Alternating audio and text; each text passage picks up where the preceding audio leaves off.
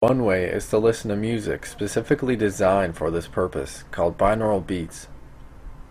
But there is another way that's much more life-changing and profound, put here by the divine to help us increase awareness and consciously evolve.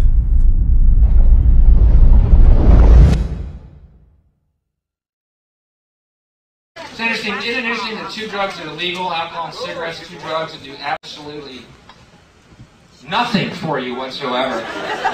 And drugs that grow naturally upon this planet, drugs that open your eyes up to make you realize how you're being fucked every day of your life.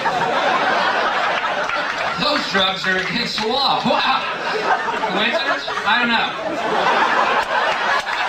know. There are powerful, rigid rules in place which prevent us from experimenting with our own consciousness. You know, my consciousness is what makes me human. It's the most precious aspect of humanity.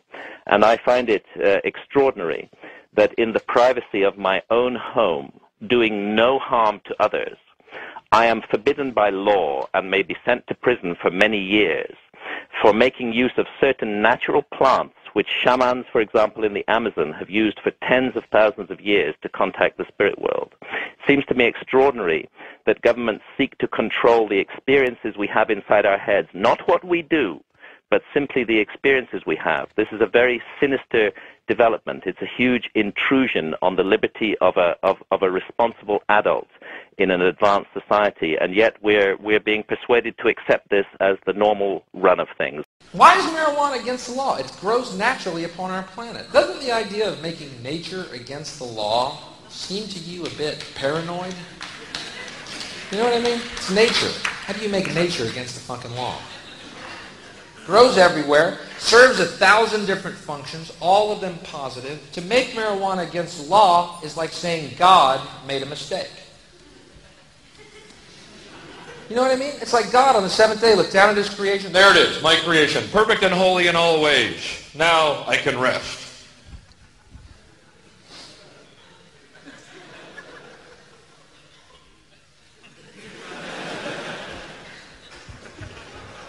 Oh my me. I left fucking pot everywhere. To think of someone going from birth to the grave without ever coming tangential to the psychedelic experience.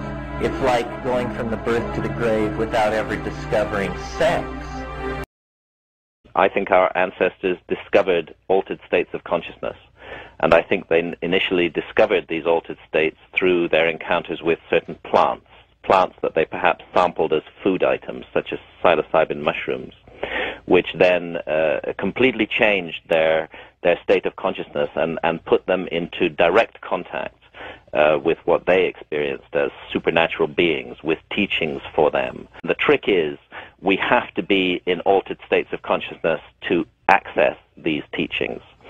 We cannot access them in the normal, alert, competitive, problem-solving state of mind that is so encouraged and praised in modern society today.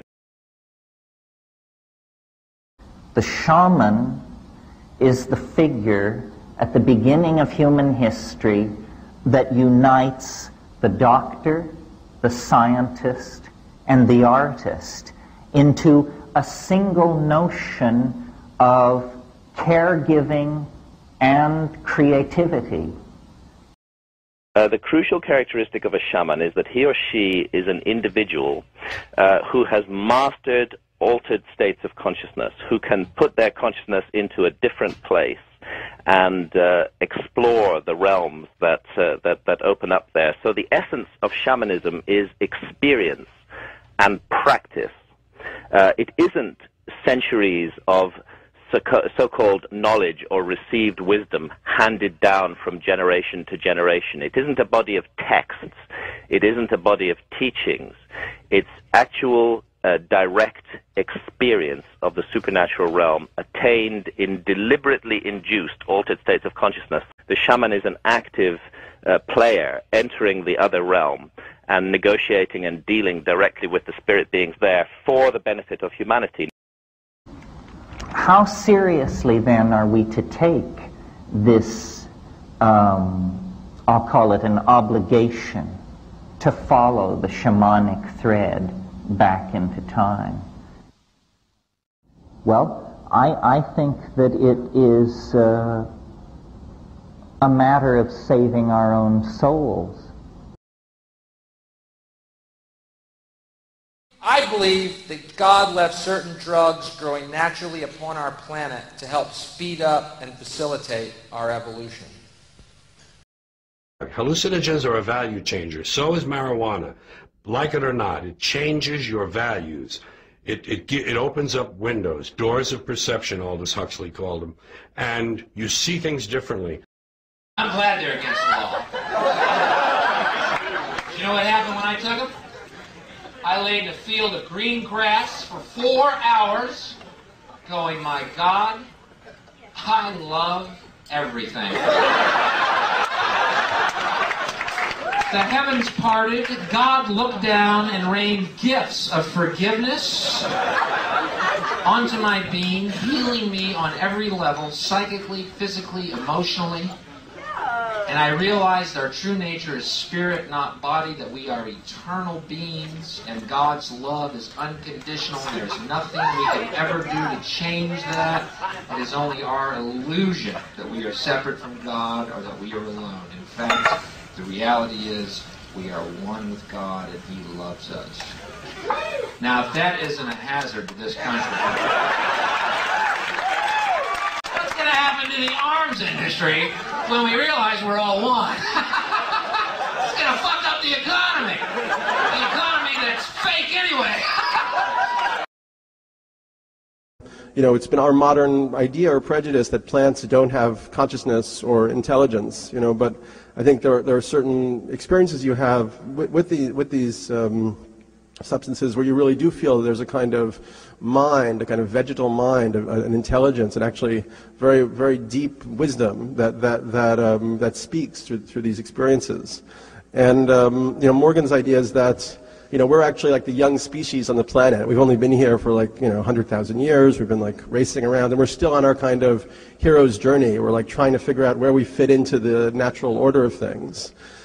And there's this much larger and much older community of life that includes, you know, microbes, plants, you know, animals, and so on. And so the plant kingdom kind of got together, and they designated certain plants to be ambassadors, kind of diplomats, and teachers to work with the human species, you know, to help us evolve and get to this next level of perception and awareness.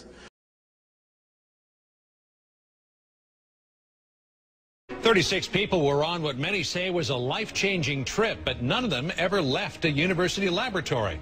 They volunteered to take the psychedelic ingredient that puts the so-called magic in certain kinds of mushrooms. And now there's a surprising follow-up.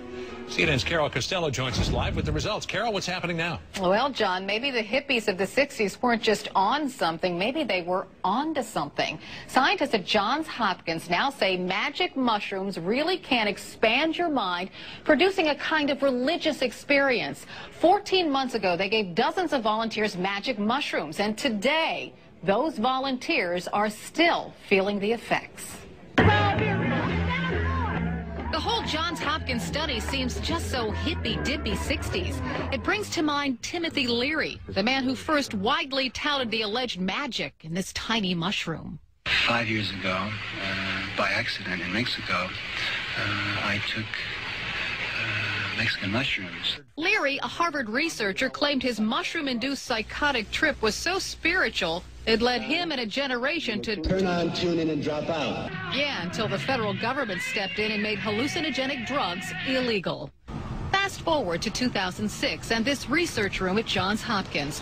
36 volunteers took part in an initial study on whether psilocybin, the active ingredient in magic mushrooms, really does have a lasting spiritual effect on people. Dee Dee Osborne, a business consultant, volunteered to find out.